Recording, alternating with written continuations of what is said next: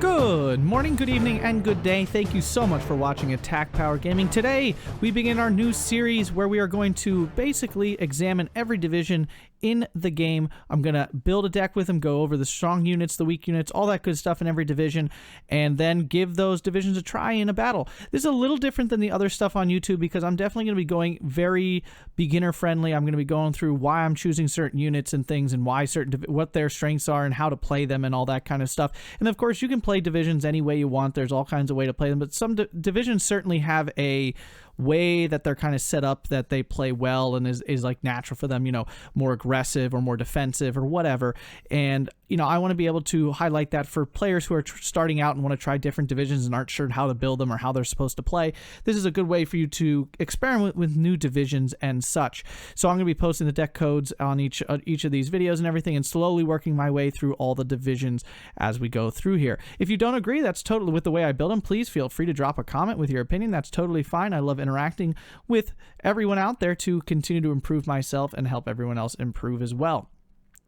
So our first division we're going to be going into is the third Fallshirmjager. I'm not going in any particular order. I'm actually going to try to go from like the strongest divisions and work my way down from there, because if you're a beginner watching these, I want you to kind of, you know what divisions are really strong and can really help you get started on the right foot.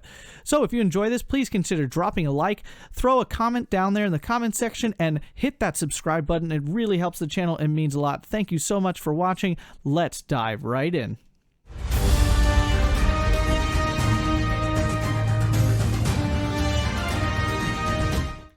Here we are with my third Fallshirmjager deck. I have it built on balance. I think this deck, this deck is really good. Let me just start with what is its strengths. Almost everything. It has very few weaknesses. You saw it in my best decks for beginners for Axis. I mean, it's just a great all-around deck. It's one of the best in the game right now, ask anybody. And the main reason is this infantry tab right here with these units, the Fallshirmjagers. These guys are absurdly good. They're a 10-man squad with basically the best loadout in the game. You get these FG-42s. They're one of the only units that get these things, and they're basically like 2 more machine guns on top of the light machine guns. They're automatic rifles, so they shoot within 100 meters range, so it makes them even stronger at close range. Then you get semi-automatic rifles, you get a Panzerfaust, 2 machine. I mean, it's just a stupidly good squad. There's not many infantry squads in the game that are better than this thing. You could argue maybe a Strafniki or something, but that's 5 more points and a lot more dudes. They stand up okay, and of course there's a couple niche like special units for sure, and it also depends on the range. These guys are not good at close quarters combat. They're better than most rifle squads at close quarters, but still not great, so they'll lose at close quarters. Then you get these awesome Fallshirmjager Pioneers, which are really good at close range. They're a slightly bigger squad. You still get those FG-42s, but you also get that grenade. It's just a super strong infantry tab. This is the highlight of this deck by far.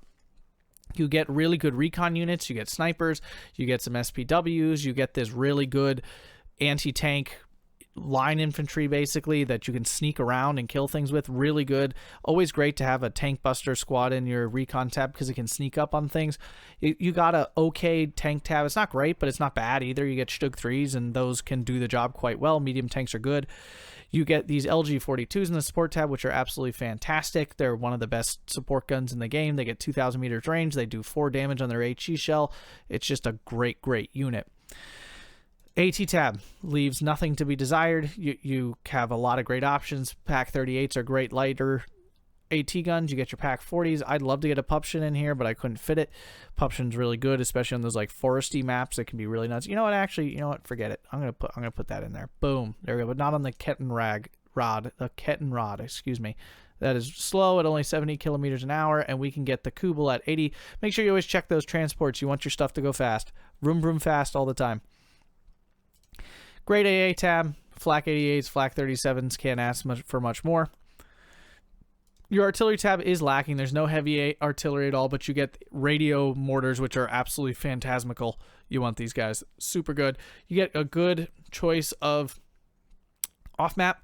I'm taking the 210 millimeter. The 380 is a little much for me.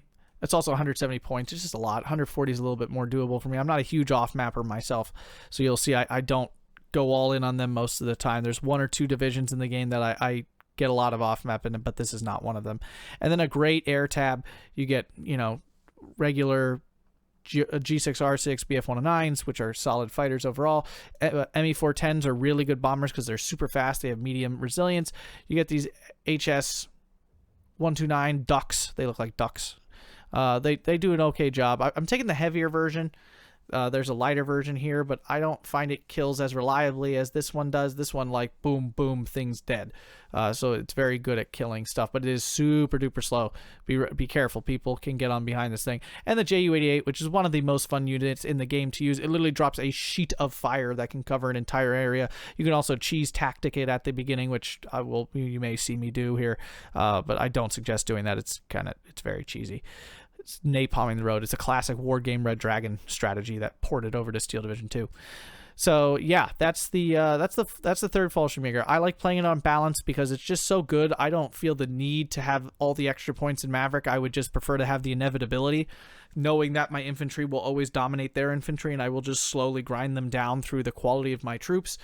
I don't feel the need to do it on Maverick, but you can absolutely play this Maverick as well. You can push really hard, but I just think this deck has such a depth of weaponry in every category that it's not really necessary. When I don't have to play Maverick, I don't. I would prefer to play balanced and just push naturally and trade well and win just through inevitability then, instead of doing Maverick and kind of needing to get it all out there and grasp the victory quickly. I can be a little bit more patient and ponderous with this kind of move. So that's how I'm building this third Fallshirmjager. This is how I think is a good way to start building it.